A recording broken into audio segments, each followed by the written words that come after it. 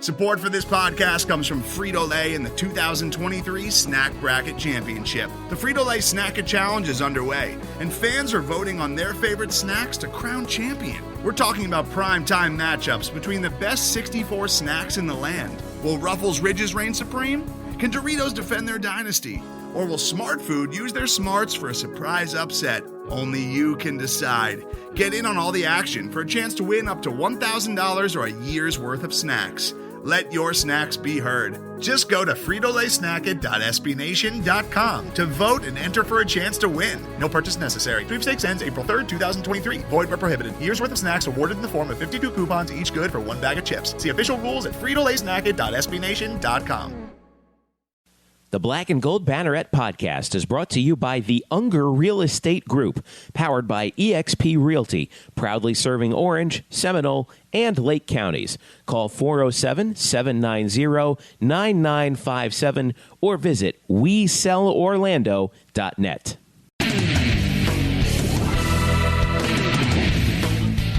What's happening tonight, fans? Welcome to the Black and Gold Banneret Podcast. Jeff Sharon, Eric Lopez with you here after a busy...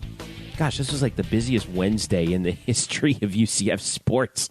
We had tennis, we had basketball, we had baseball, we had 2 softball games. It's been nuts. That's why we're getting this out a day later than we normally do.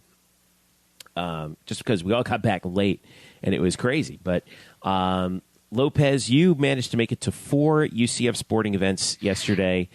And do they give you like a mileage badge for that or something? Like, how do they do? They should. They should. I mean, I did. Yeah, I called 2 softball games. I went to the women's basketball game and the baseball game. Some mixed results, but it is what it is. But yeah, it was an interesting day as it kind of turned out. Yeah. Well, we have a lot to talk about. Brian Murphy is going to drop by later to talk baseball.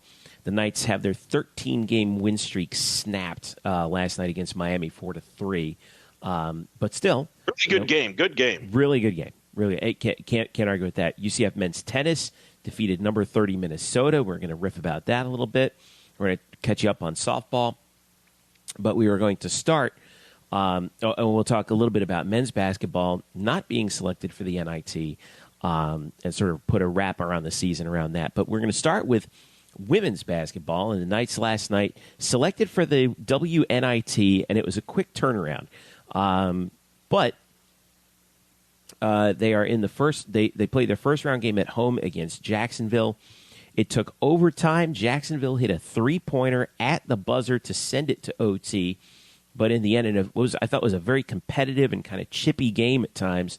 UCF gets the victory, 65-60. They will play at Alabama on Sunday at 3 p.m. Eastern Time in the second round of the WNIT. Alabama defeated Southern. But, Elo, it felt like UCF kind of just did not come ready to play in the first half. But then in the second half, they picked it up. And let's give credit to Jacksonville, credit where credit's due. But, the defense actually finally stepped it up in that overtime period. Reason to be concerned, or you feel all right after that? Yeah, I don't really feel. I mean, that's a bigger game for Jacksonville. So yeah, isn't it funny how in these tournaments it's like those kinds of teams like Jacksonville are much more dangerous than a team like UCF? Yeah. I mean, that's a bigger game for them. They don't get to play UCF often, so it was a very evenly matched, interesting game defensively. I think both teams also a little rust there from time off. So, I mean, UCF found a way. They executed down the stretch. They got a win. So. Yeah, at the end of the day, Zakiya Saunders kind of made the plays when it mattered. UCF hit their free throws, which was big. So now that they get a chance to go to Alabama, and we finally get to maybe settle all this Alabama-UCF stuff, or maybe not. Yeah, isn't that? It's all going to come down to this. So it's a 2 p.m. game on Sunday. Some of the highlights from the game, in particular, Zakiya Saunders led UCF with 25 points. L'Oreal Wilson had a great game, 6 of 9 from the field, 15 points, 3 rebounds. Knights also got 6 rebounds from Nyla Schuler, even though she had no points. And let's see, Aaliyah Gregory with 11. And I thought that Kayla Thigpen played an outstanding game, 6 points, 7 rebounds, had a couple of key plays defensively, a couple of key deflections as well. And UCF is now, as I check the record, they have 22 victories on the season, 22-10. Which I'm going to go back in the record books here because I thought I heard. Well, let me. I tell you what. Let's listen to Coach Abe because I got some sound from Coach Abe last night and also Z and L'Oreal as well. Here is first Coach Abe and then Zakiya Saunders and L'Oreal Wilson. Well, I didn't think offensively we were being super aggressive because they were sitting in their zone. So obviously Jacksonville's a really good team. They're a really good team. They finished second in their league. I mean. And we knew that coming in. This is the third year they've been to postseason, so we knew that coming in. They are a man-to-man team, and so they played a couple man-to-man possessions and we scored easy. So they just sat in their zone, and we had to figure that out. We were standing around. We needed to be more aggressive. I thought L'Oreal did a great job being super aggressive, and obviously Z, came out with 25 points. But I think their zone really messed us up a little bit in terms of what we wanted to do. So we just had to figure that out. But I thought our press was everything in the second half for sure. In that first, 4 minutes in the third quarter, we got out, we pressed them, we got after them, we got some easy buckets, we got 7 points right away. So, that was big. I just wanted to get the win for the seniors. I've been through a lot with Z and Leah, and I wanted them to live another day. They deserve it. So I just wanted to go out there and play hard and do what I could for us to get the win. I had Z and Leah stand up in front of the board. That was it. This is the last game for them. Are we going to play for them or not? I'm not ready for them to go home. You should not be ready for them to go home, and we are going to play for them when we come out. So we need to obviously turn up our defensive effort.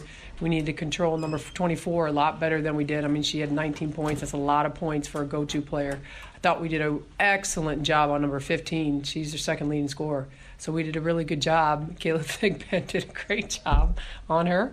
15 is an oversized post, and Kayla, Nye fouled out, and Kayla Thigpen did a lot of it. She got more rebounds and hustle plays, and she played great defense against those oversized posts. So, those four really stepped up for us.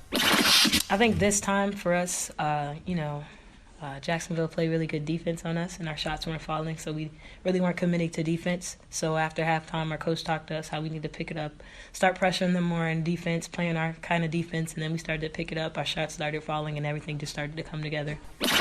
All right, so I went back and looked at the records, and 22 wins is tied for best all-time for UCF in the Division I era. The highest win total previously was 22 in 2010-2011 with Joy Williams when UCF that was their second NCAA trip under Joy. Gail Striegler had a 20-win campaign, two 19-win campaigns. Lynn Bria in 1998-99 had a 20-win campaign when the Knights went to the NCAA.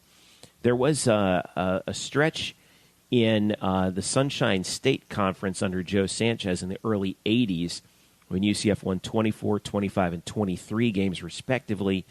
But that was back in the day. That was in the Division II era. So nonetheless, a chance against Alabama to get to break a Division I record for UCF. Not too bad for a season's work. Yeah, no, it's a good season. They make the postseason.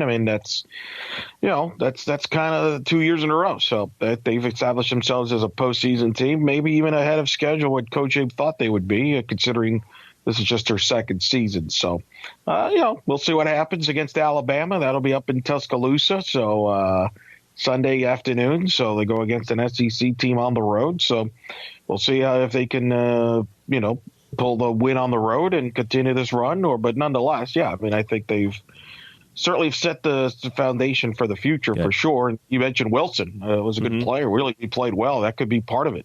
Yeah. So now their counterparts on the other side, the men's team, were snubbed out of the NIT. So UCF men's basketball, their season is officially over at 19 wins. The seniors won't get to play again. 19-13, they finished their final overall record. I wrote a little piece on Black and Gold Banneret after the Knights, by the way, lost to Houston in the second round of the American Athletic Conference Championship. They got the 14-point win over East Carolina. That was expected, but they needed the victory over Houston. It didn't happen. So the Knights get snubbed out of the NIT, and I wrote that actually this year was a better coaching job by Johnny Dawkins than last year. And the reason why was because of all the injuries that this team had. They had no business winning as many as 19 games. When you factor in that they had no more than 70% of B.J. Taylor, and he was out for 2 months anyway. Taco Fall was basically a non-factor, missed the season due to injury. Aubrey Dawkins, who they were expecting big things from this year, missed the season due to injury. They lost Chance McSpadden down the stretch with an injury. And for this team to come within one win of 20, I think was a pretty amazing achievement by Johnny Dawkins. And there's one more thing that I wanted to point out here about the NIT. They selected Temple out of the AAC. And this was a bit of a surprise because, let's see, where was he here? They, let's see, I mean, considering that, great injury luck last year for UCF, right? Basically a 7-man rotation, everybody stayed healthy. But this year, Temple got in at 17-15, 8-10 into the NIT, while Memphis, who was 21-13, and Tulsa at 19-12 were left out. Did UCF get screwed here? No, they didn't. They didn't deserve. They didn't finish well. Temple, look, the NIT is about RPI. So if you have a high RPI, you're going to get in. And Temple had the best RPI in the league, so they got in. That's how it works for UCF. But even over Memphis and Tulsa. Yeah, they had better RPIs than Memphis and Tulsa by far. Like, it's not even close. UCF's RPI, you could look it up. I think UCF's RPI was in the 70s it ended up being, whereas Temple, I think, was in the 50s. So there was a lot of one-bid leagues that the regular season champion lost, which means they automatically get into the NCAA. So I think there might have been only maybe 12, 13 spots left or something like that in the NIT bracket, and they went based on RPI, and UCF's RPI was in the 70s. Let's not mention the fact they got blown out by Houston by 28, and they limped into the finish line, quite frankly. I mean, they beat a terrible East Carolina team. They beat a terrible Tulane team. They lost in overtime to Wichita State, but got blown out by Temple in their most recent meeting and lost at Tulsa. So it's UCF, not like, by the way, 84 RPI. 84. And what's Temple? Temple, I had it, 52. There you go. That's why they got selected. If you look at Memphis and Tulsa, it's probably similar. In fact, I would say they're similar numbers. Now, Memphis was never going to accept an NIT bid, even if they were offered, due to their coaching situation. They have fired Tubby Smith. And that's official now. They've let him go. Yeah, so they were never going to accept the postseason bid.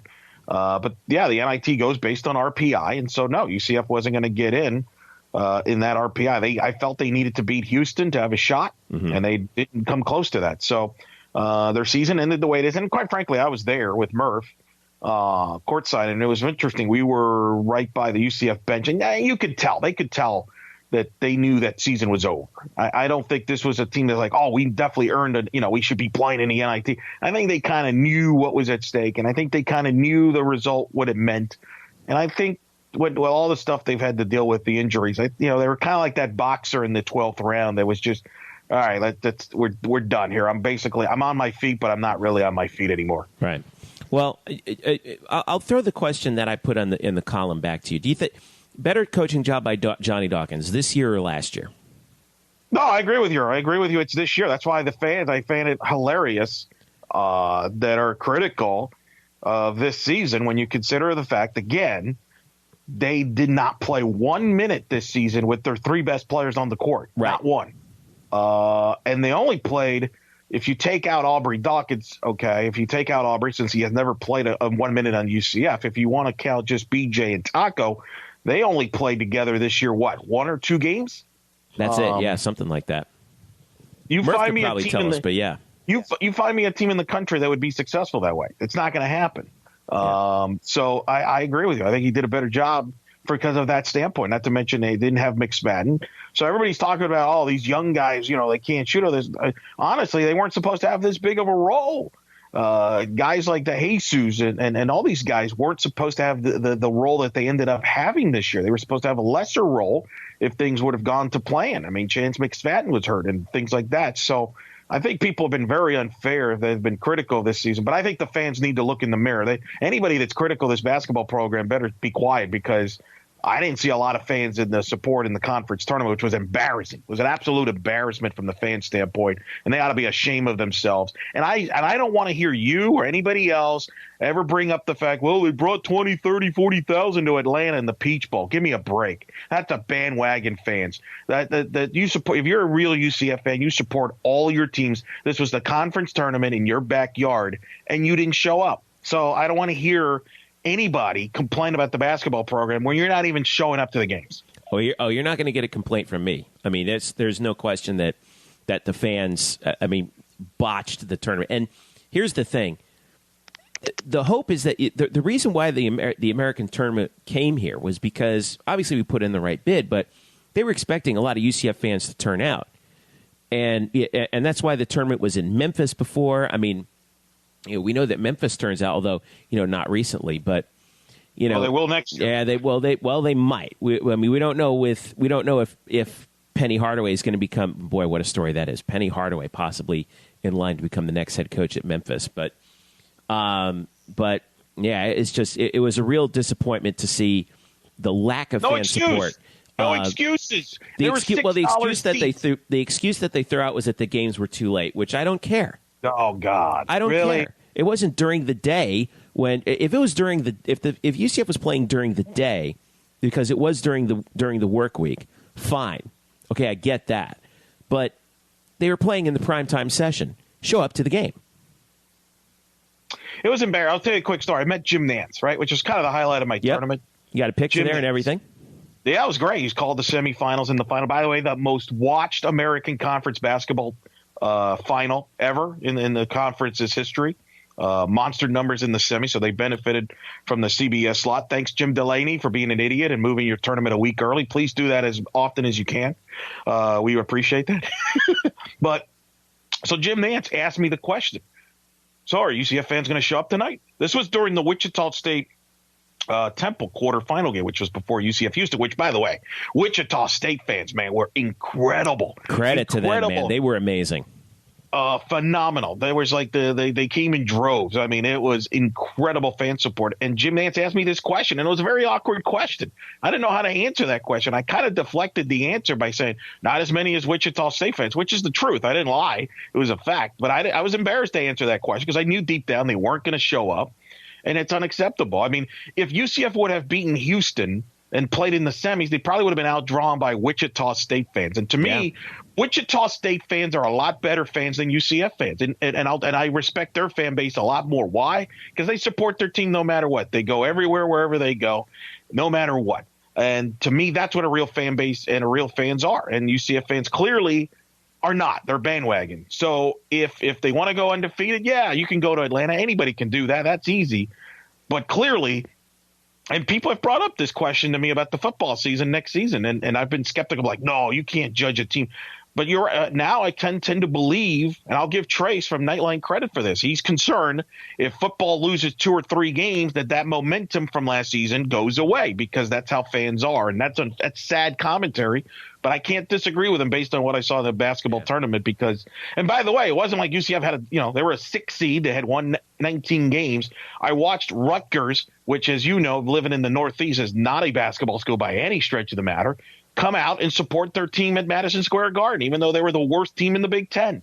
And yet we can't do that in our own backyard. And it hurts from a lot of levels. It hurts it hurts the program, hurts the players. And it hurts, honestly, the city of Orlando's chances to host this tournament down the road. I don't think they will host this conference tournament anytime soon. I'll tell you who else it really hurts, and this is something that I go back to even last night with the WNIT. The turnout wasn't as good as it could have been. It really hurts the coaches. It really hurts the coaches because they're looking at this saying, what do I have to do in order to get people to come to this game, in order to show my recruits that this is an environment that you want to play in. And that's what I'm really disappointed about the most. So I just wanted to leave that there and let the fans ruminate on that one, because the success breeds success. Okay, but you got to show up, and you got to show to these basketball. I mean, this was especially we talked about the women's team, 22 wins. Hey, I know that I know it was short notice, whatever. But you know what? I had short notice, and I was working the game. So the women's hoops thing was unique in that it was short notice, but it was going up against UCF Miami baseball. That's head to head. It was just a tough slot. And I mean, let's be honest. It's not like women's basketball has been driving. That's a whole different animal, different category, different subject. I mean, we could get into the whole women's basketball interest in general across the United States on that. But look. I think the big question moving forward is, look, I kept seeing, feedback from people. Well, the team was not interesting enough. They weren't scoring. They're not a very watchable team. I mean, are you not a fan? Like, are you a fan of the team, or are you just interested? Are you not? Like, if you're a fan of the team, you watch them no matter what their style of play is or how much they struggle or whatever. And that's the thing that's disappointing is I don't think the fan base has the team's programs back. So I think they jump in when things are great and they kind of bail out when it's not. And I think to me, that's the description of the fan base. So please, I don't want to hear anybody say again about how the UCF has incredible fan base when they go to the Peach Bowl and sell. That's easy. That's not impressive to me. I was very discouraged by it, very disappointed. Because the league's good. I mean, look at the TV deal that Conference USA. I thought about this yesterday on Wednesday when the Conference USA TV deal was announced, where they're basically, and I don't know if you saw this, so they're basically going to be on CBS Sports Network. Is basically their home, and they're going to do a lot of stuff on social media. And I believe that each school will make about $400,000 each from this TV deal. And I'm thinking to myself, my goodness, thank goodness we're not in the league anymore. I know. We're way better off. And Mike Oresco, God bless him. I mean, the guy who's put this league from scratch. This guy has put he has played his hand perfectly. He's dealing 2 pair and has nailed it. I mean, a league that started from scratch. A league that started from scratch, basically, in 2013, and people were skeptical about this league and how interesting, who are these schools in this league? He has turned this league into clearly the best, quote, non-Power 5 conference. If you want to go with the Power 6 narrative, whatever. Yep. They are clearly the best league now with the addition of Wichita State, which some people actually criticized, which was hilarious now, considering what Wichita State has brought to the table on the court. And off the court, when you consider the television ratings have been tremendous with Wichita State and the fan support was incredible. It's been incredible. I mean, they had 2.1 million viewers for their conference championship game. In comparison, the Big East, Jeff, Big East on Fox, I believe had 1.4 million, which is the most watched Big East final since the new Big East. Right. So the Americans actually gotten better ratings than Big East basketball. They've actually been better than the Big East in television ratings. They beat the Pac-12 in ratings as far as championship games in basketball is concerned. And yet people are skeptical of Mike Oresco, which is hilarious to me. I laugh at what people are, and UCF fans were like, well, he didn't respond when, UCF had their claim for the national title. You know why? Because he's the commissioner of the league. He's got better things to worry about than, I endorsed the UCF national title. Who cares? Which, by the way, he later did. He did. So he did at the tournament. So I don't get it. It's just head scratching to me what people are thinking. You want to go back to Conference USA? I mean, are you kidding me? So we're in a good spot. We're playing a lot of good quality programs. Yeah. So what's the excuse? Go play. Go watch the games. Dominate your spot. That's what I've been saying from here to eternity. All right, let's take a quick break. When we get back, we'll have Brian Murphy to talk about baseball, and we'll also catch you up on softball and tennis as well. Stick around. The Black and Gold Banneret Podcast is back after this. The Black and Gold Banneret Podcast is brought to you by the Unger Real Estate Group, powered by eXp Realty. Sam Unger and his team proudly serve Orange, Seminole, and Lake counties, specializing in buying, selling, and new construction.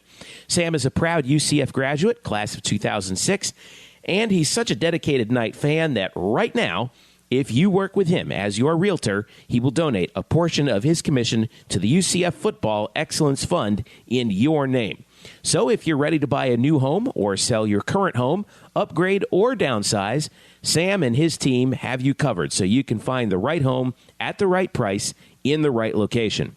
So give them a call right now at 407-790-9957. Again, that's 407-790-9957.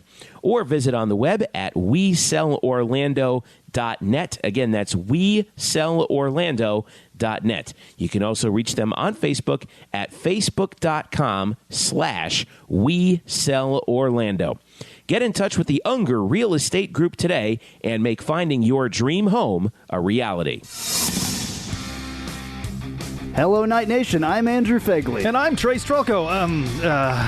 Where are we? This isn't our usual spot. It looks like we've landed in the Black and Gold Banneret Podcast. Oh, yeah. I've heard of those guys. You know, Nightline has UCF sports covered. Week in and week out, we bring you interviews with newsmakers and in-depth analysis of UCF sports. Subscribe to our weekly podcast on iTunes, SoundCloud, Stitcher, or wherever you get your podcasts. Be sure to subscribe to Nightline on YouTube, like us on Facebook, and follow us on Twitter at UCF_Nightline. Trace, can we go back to the 1148 studios now and start working on our next all-new Nightline? How do we get out of here? Go Knights! Charge on. Now back to you guys in the Black and Gold Banneret Podcast.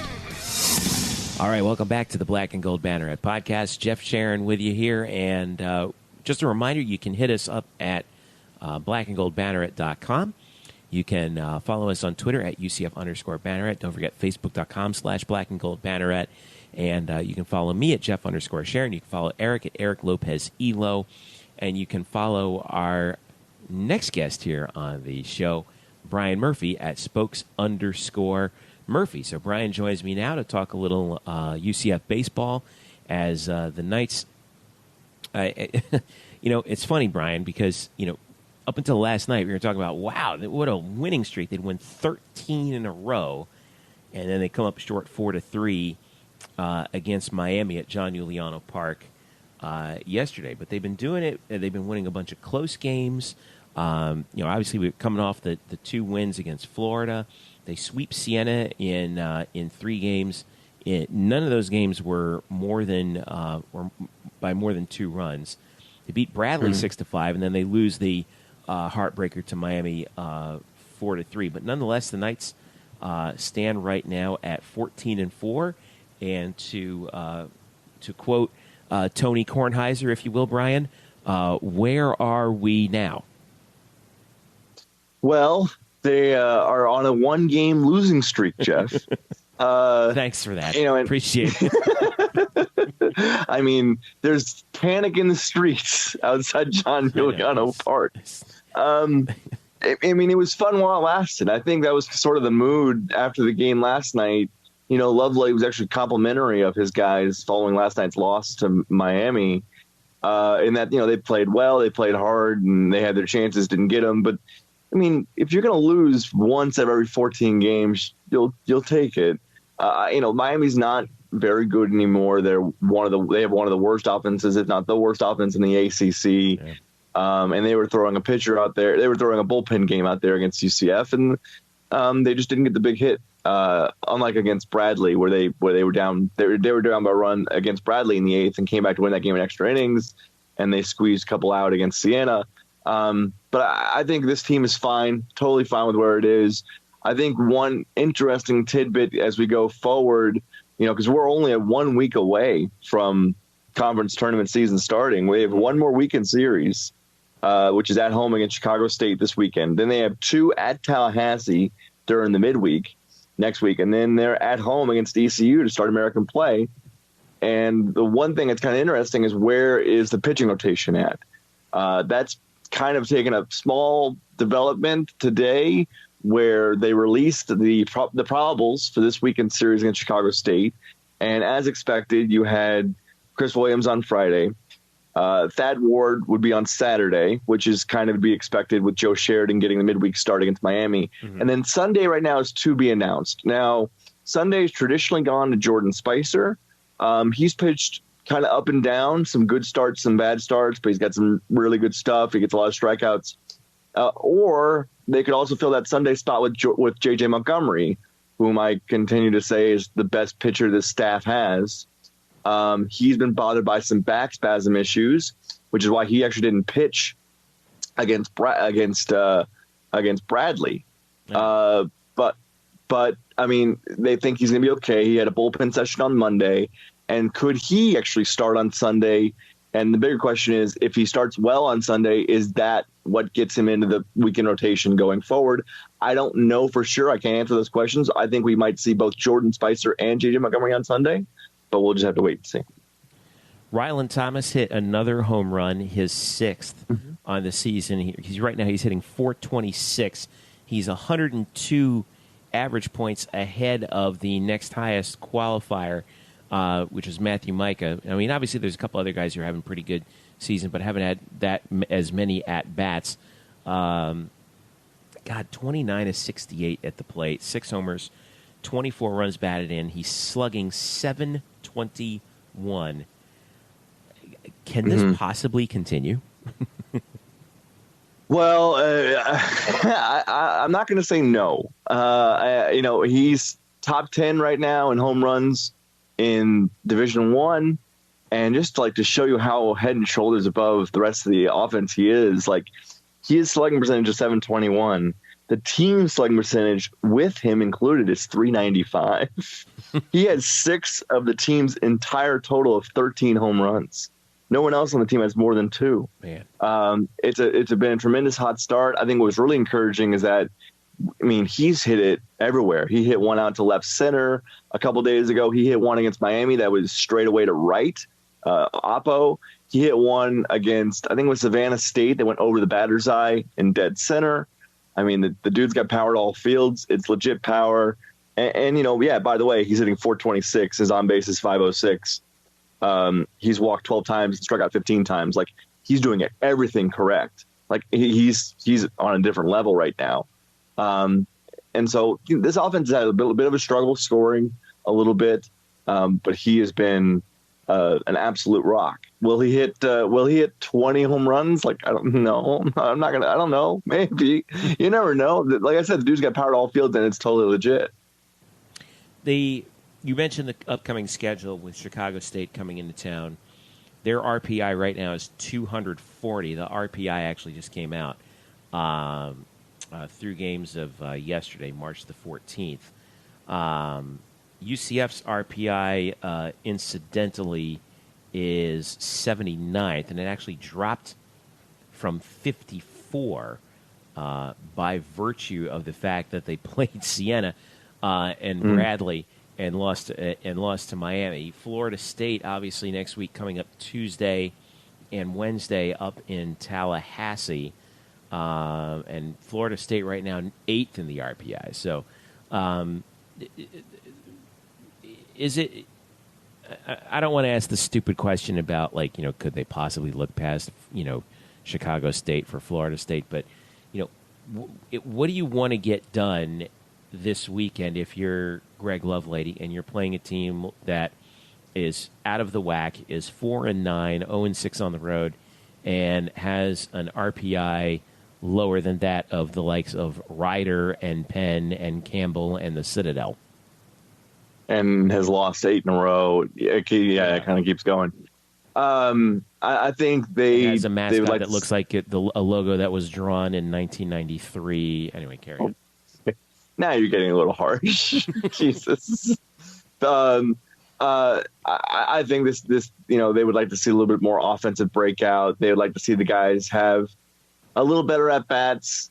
But Jeff, me and you could talk about like how this team likes to bunt with like fewer than 2 outs and a man on first, which is like not something I would do. I'd like to see them swing the bat a little more, but I think overall, what they want to see is the offense sort of be a little bit more consistent, because the pitching has been consistent every single weekend. It's one of the best staffs in the nation. They're up there in the top 20 in strikeouts per 9, strike to walk ratio, ERA. It's a tremendous staff front to back, and the bullpen as well. The bullpen against Bradley was spectacular. They gave up 5 runs in the second inning and then held them off the board for the rest of the night. and it just seems like everybody pitching well. So that's set. But it's you need to see the offense. They've gone through a bunch of leadoff hitters with Brandon Hernandez and Ray Alejo and Matthew Micah, Jackson Webb. Do they have consistency there? They seem to have the middle of the order figured out in some way, shape, or form with Rylan Thomas and the American Player of the Week, Tyler Osick. But I think there's still a lot of questions to be answered as far as how that lineup's going to look consistently throughout conference play. Why not put Osick in the leadoff? I mean, he's got the second highest on base percentage of anyone with 60 plus at bats at 416. I guess they just want that power at that position protecting Rylan. Well, how not only I think it's that, but he's not a burner. This team obviously thrives off of its stolen bases. They are, I believe, if not first, they're second in stolen bases in the nation. You can look that up while I'm talking. Yeah. Or I could look it up while stolen bases. Right. So they want to have the burners somewhere like Matthew Micah, although he's been hitting like middle of the order, which is a little weird, but they do want to have like either like Ray Alejo or Brandon Hernandez or Jackson Webb up there at the top to sort of turn every walk or every single into a double, because they can definitely do that. And then if you can get those guys on base and then keep Tyler Osick in like the fifth spot, it sort of lengthens the lineup because he's been so good. And so, yeah, I think it comes down to more of a base running speed issue than anything else. Right. Well, they've got this weird stretch coming up with Chicago State and then Florida State, and then they're back home to start the conference season. Actually, our next Friday, March 23rd. Yeah. So. And actually, that reminds me, because I want to take a look around the American as well. How is this year sort of shaping up as we're rolling through non-conference play in the American? As I look at the standings right now, Wichita State is doing their thing at 12-3. UCF obviously right now in second at 14-4. Obviously, conference play hasn't started, so these are all overall records. East Carolina's off to a good start at 13-4. USF's 12-6, and then you hit sort of the middle of the pack teams with UConn, Houston, and Tulane, and Cincinnati, with Memphis kind of bringing up the rear at 6-11. But what are some of the things that you're seeing around the conference with with teams like Wichita and East Carolina and USF? Like, who's going to be? Is this how you're expecting it to shape up? Or has a few of these teams kind of had some sort of softies early in the schedule and might come back down to earth a little bit? Well, just looking at East Carolina, because they're next up. I mean, they did beat North Carolina twice when they were sixth in the nation. Mm-hmm. They actually have a pretty interesting non-conference weekend series coming up against Maryland. But right now, yeah, it is a pretty bunched up. Like, there's kind of a clear line of demarcation between like the really good teams and the teams that are sort of off to slow starts. So be it. But yeah, I don't think it's any surprise really that the conference is shaping up as it is. One thing is, Houston is down there at 8-8. Now I don't have Houston's schedule on me, but I know that they were picked to, I think, win the conference preseason. Yeah, that's correct. And so, that's fine. But I think, every coach, even if you could spin it for every coach in any team, right? If you really struggle out of conference, you can be like, well, it's all about conference play. We got to set up for conference play, and that doesn't matter anymore. And then if you're playing well in conference or playing well out of conference, you can go like, I like where we are heading into conference play. Like, you can spin it. But Houston being at 8-8, it's a little surprising. I'm looking at their schedule. They took 2 out of 3 from Holy Cross, 2 out of 3 from Cal State Fullerton, and they had a stretch where it looks like they lost 4 in a row to Kentucky, Mississippi State, Vandy, and then Houston Baptist. And 3 of those teams are top 25 teams. Right, exactly. So they've just been a victim of a difficult schedule, it looks like, at this point. So, and they've got let's see, they also they took 2 out of 3 from San Diego. They lost at McNeese State, and they opened conference play on the 23rd with Memphis. So, but it looks like they have a couple of relatively easy ones coming up before they start conference schedule too. Yeah, they've got what? New Mexico, and then they got Columbia, and then they've got Lamar and Prairie View. Prairie View. This is all at home. Yeah, before they face Memphis. That shouldn't be a problem. I'm going to go out on a limb and say that. Well, you never know. I mean, they did lose again. They did lose to Houston Baptist. Yeah. So it is what it is. But no, I mean it's fine. I think it's a really strong conference, and UCF. You can't say they've beaten up on cupcakes. That's for one thing.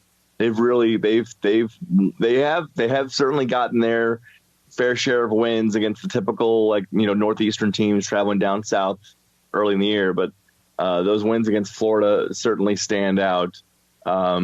So I think they're, and when you win 13 out of 14, you feel pretty good about yourself, even the last game was a loss. Right. So I think they're just fine right now. Well, Friday, Saturday, Sunday against Chicago State, 6:30 p.m. the first 2 days, 1 p.m. on Sunday, and then at Florida State in Tallahassee on Tuesday and Wednesday, 6 and 4 p.m. respectively. Brian, thanks again for your insight. And where can we? What do you got coming up this week? And where can people get in touch with you to scream about your hot takes about UCF baseball? Hot takes, yeah, I'm a real rabble rouser. I'll be at the games against Chicago State on Saturday and Sunday, both those last two games of the series, and I'll have a little UCF baseball notebook out before the game tomorrow, before the series begins tomorrow, out on Black and Gold Banneret. Also, one last note: this has sort of been on schedule for the last couple of weeks, but I asked again yesterday, and it still looks like the grand opening of the new John Juliano Park with the finished upper deck and such is still on schedule to be unveiled March 23rd. That is, again, that's the first game of the ECU series. Yep. That date was originally March 6th. That was told to us before the season. There were some delays in some shipping materials, but I've heard that the grand opening of having the new suite areas, the new press box areas, and the new second deck will be open to the fans next Friday. I'll tell you, it looks pretty cool from the outside. Because I was at the women's game, and I was like, hey, this thing looks pretty much just about done. Then you kind of drive around. You guys are still at the game, but you drive around and you're like, okay, obviously no one's sitting there, but it's starting to look really nice.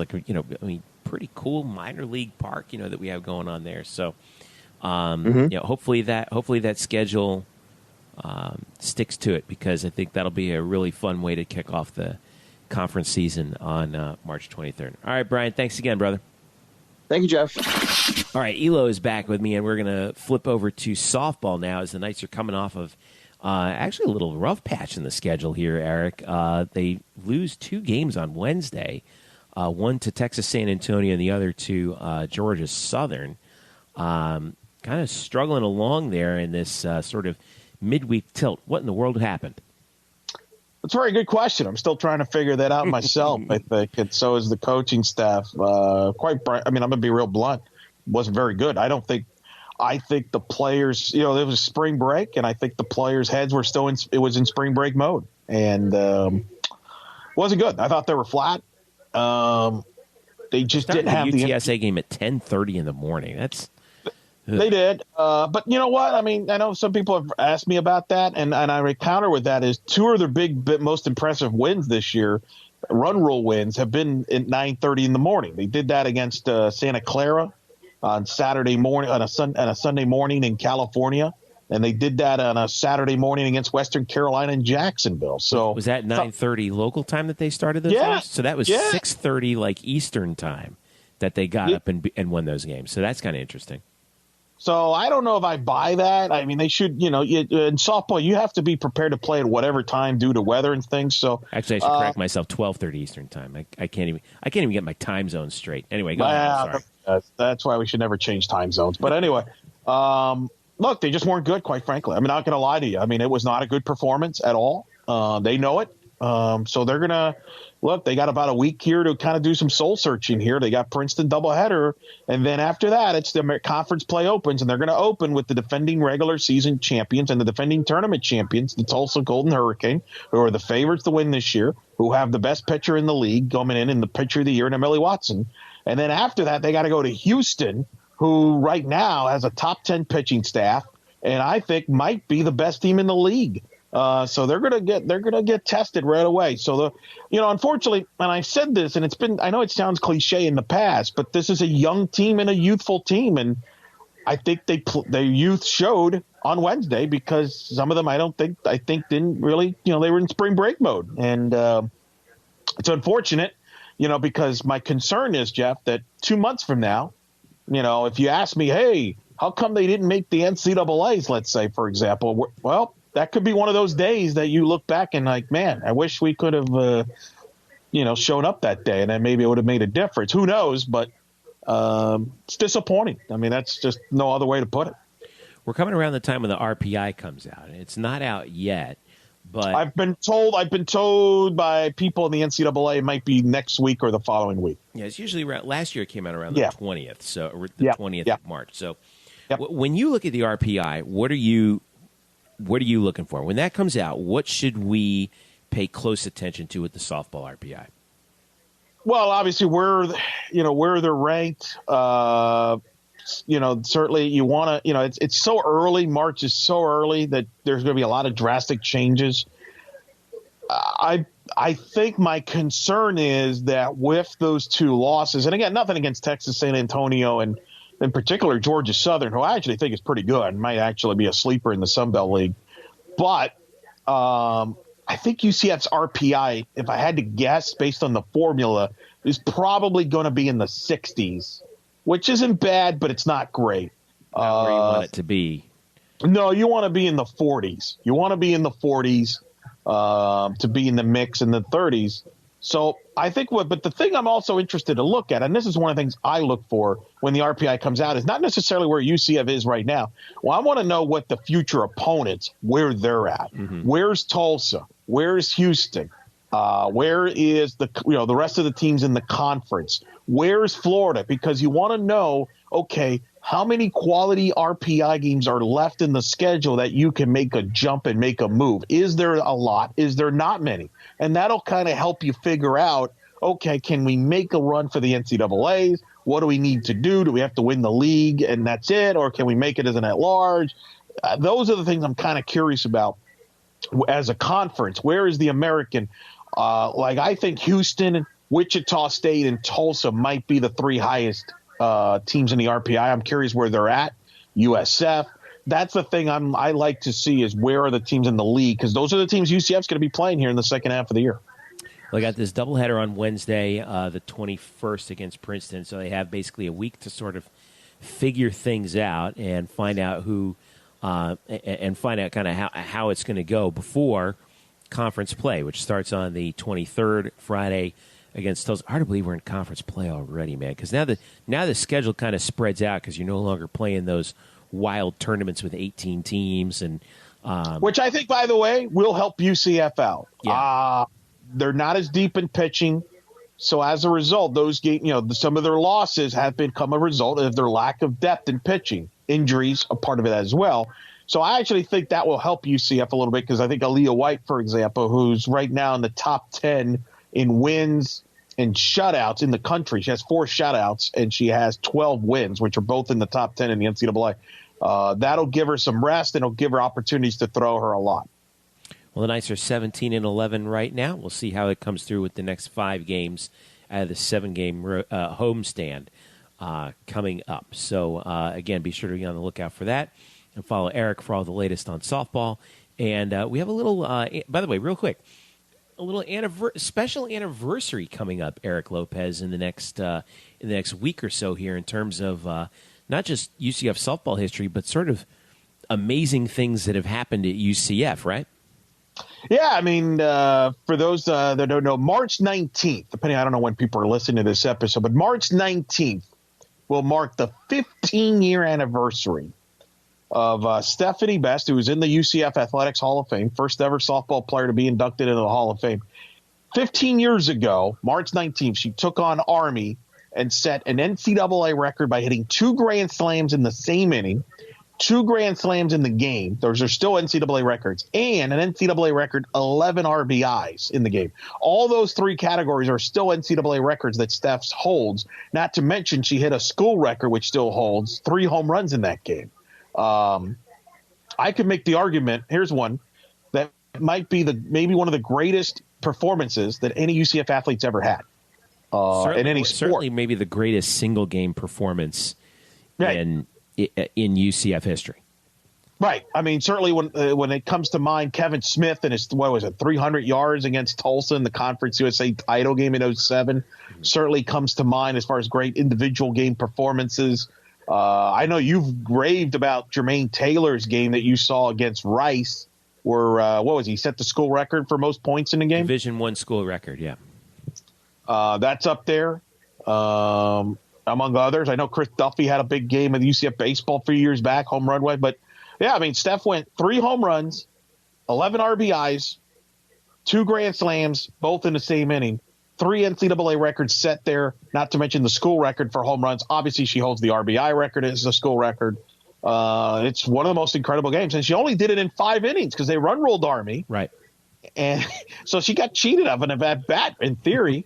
And the interesting thing is I know you and I have talked to her about that game in the past, and I've spoken to her, and I'll talk to her again here in the near future. Is I believe that was one of the first games that her mom actually saw her in person play.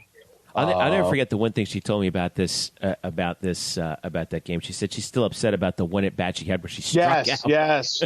She dwells on that a lot. And that's Steph, you set an NCAA record for the greatest single game batting performance in history, and she's upset about the one time she struck out. And I'm like, come on, Steph. Yeah. So I will be interviewing Steph here actually for FastPitchNews.com.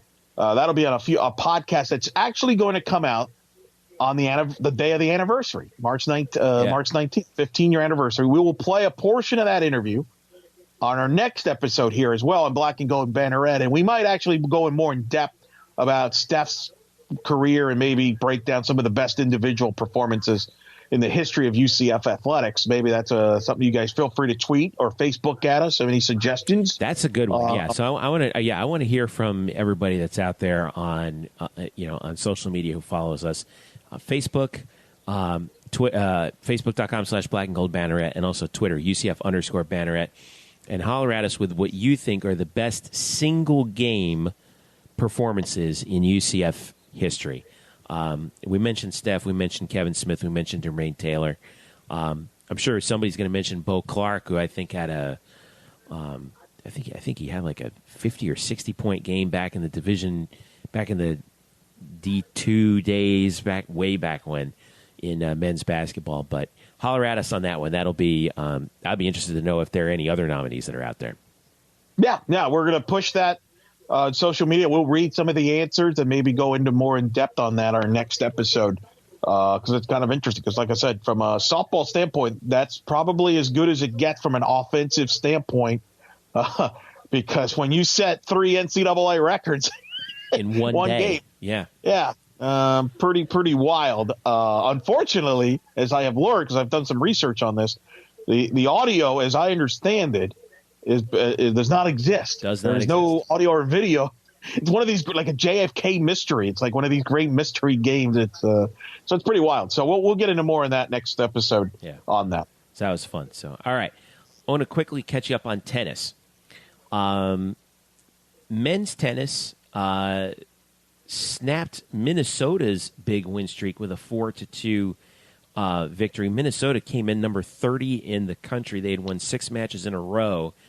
And UCF, that came into that match 4-6, got off the schneid, defeats Minnesota at the USTA National Campus, and they play another Big Ten opponent in Indiana on Friday, March 16th. So sort of this murderer's row of a schedule continues for John Roddick and his troops. Sunday on March 18th, they have a game against Miami, and then Wednesday, March 21st, they're playing Arkansas. So, I mean, they are beating the tar out of themselves with this schedule. They had lost 4 in a row against some quality teams. Against some Michigan very quality ranked teams, yeah. Baylor, I think, went the distance. 7 games they're ranked. I mean, so it's not like they've had a tough schedule there, and that's what happens. But that's a big one against Minnesota. See if they start making their move here in the rest of the way here. Yeah. Women's tennis, on the other hand, right now they are in the last rankings in the ITA. Yes, I know, Coach Roddick, if you're listening, I know it's the ITA rankings. 24th is the women's team. And Brian Kaneko and his squad with 2 big wins. One against Penn State, 5-2. And then they won a match in the American Athletic Conference against Memphis, 4-1. They're playing in this ITF $15,000 Tampa event over this weekend that they're about to finish up actually tomorrow, and then back to team play on March 21st. That's a Wednesday against Clemson. Then they've got right after that they've got Yale on Thursday the 22nd and Brown Tuesday the 27th. So, but right now they're sitting pretty. They're at 11-2. Not a bad start. They've won 5 in a row. Maybe we're in the mix of the biggest developing story in the spring sports year. Maybe the longest drought in it, of all the teams on campus as far as making the NCAA tournament. Women's tennis, 2002. I couldn't believe it when I saw it. 2002, last time they made the NCAA tournament. Could that drought be coming to an end? This might be their best shot to do that. Men's ended their drought last year. First time they made it last year since 2005. Women haven't made it since 2002. That could be significant. If they do, men's basketball, since we started with basketball, that would be the new current long drought, 2005, making the NCAA, if you're wondering. But that's a significant story, Jeff. I mean, that would be something that if Brian Kaneko and can pull that off, and it's just his second year to end that drought, would be remarkable. Yeah, that'll be something. Well, they're sitting in a pretty good spot right now at number 24 in the country with these big matches coming up against Clemson, Yale, and Brown. All right, Elo, as we wrap up here on the Black and Gold Banneret podcast, what have you got coming up this weekend? I know you got a pretty busy schedule coming up. I really do. I mentioned the interview. I'm going to hopefully interview Stephanie Best this weekend and get more in depth on that 15-year anniversary game. That'll be on fastpitchnews.com. I also got a feature 7 innings, Jeff. I call it 7 innings on fastpitchnews.com, where I talk to some of the softball players and figures in the sport, and I ask them 7 questions. And my next person and guest will be Navia Pinrod of UNF, who's actually one of the nation's leaders in base hits and on track to break Stephanie Best's A-Sun record for most base hits in a career. Goes full swing. So I got that feature coming out on fastpitchnews.com as well. Follow me on Twitter and Eric Lopez. You'll all be watching the tournament. I tweeted out, and as I mentioned earlier, men's basketball, the American Conference, 2 million viewers watched the championship game, the most watched ever for the American Conference, beating the Big East, beating the Pac-12. So it'll be interesting to see how Houston, obviously, they won their opening round game in a dramatic game against San Diego State. Obviously, how the rest of the American Conference does here in the NCAA. That's what I'll be watching and following until I get prepared to broadcast that Princeton doubleheader you mentioned, Wednesday the 21st, 4 and 6 Eastern. May or may not be joined by Brittany Solis, the former shortstop. She might be calling the second game with me. We don't know. It depends on her class schedule. She's a grad school, so you know how that's tricky. But we'll see if that plays out. So that's what's coming.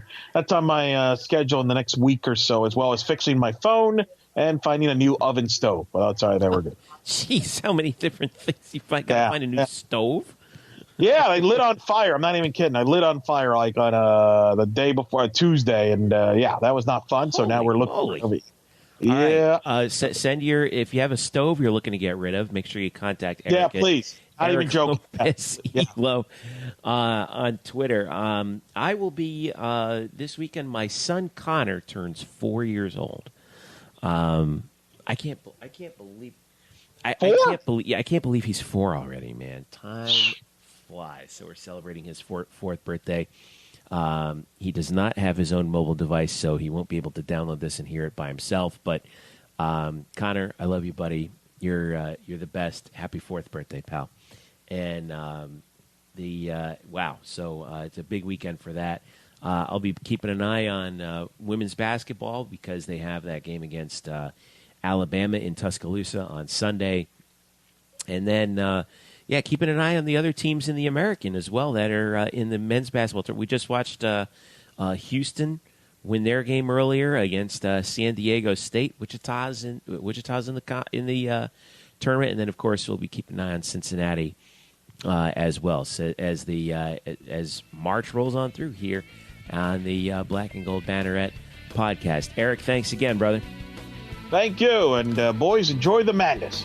Oh boy, it should be fun. We've got, as always, don't forget you can hit us up at blackandgoldbanneret.com. Hit up Facebook, follow us there, give us a like, turn on your notifications at facebook.com/blackandgoldbanneret, and follow us on Twitter at UCF_Banneret. I am at Jeff_Sharon. Eric is at Eric Lopez Elo. Brian is at Spokes_Murphy.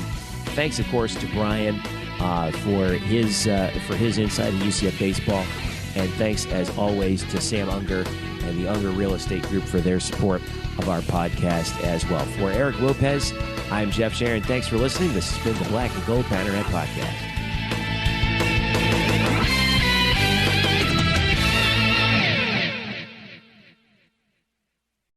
Today's episode is brought to you by Cars.com.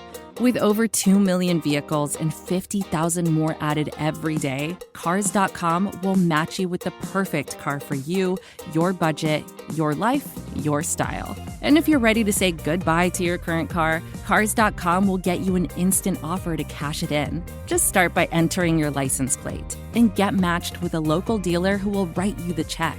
So whether you're looking to buy or sell, just go to Cars.com. It's magical.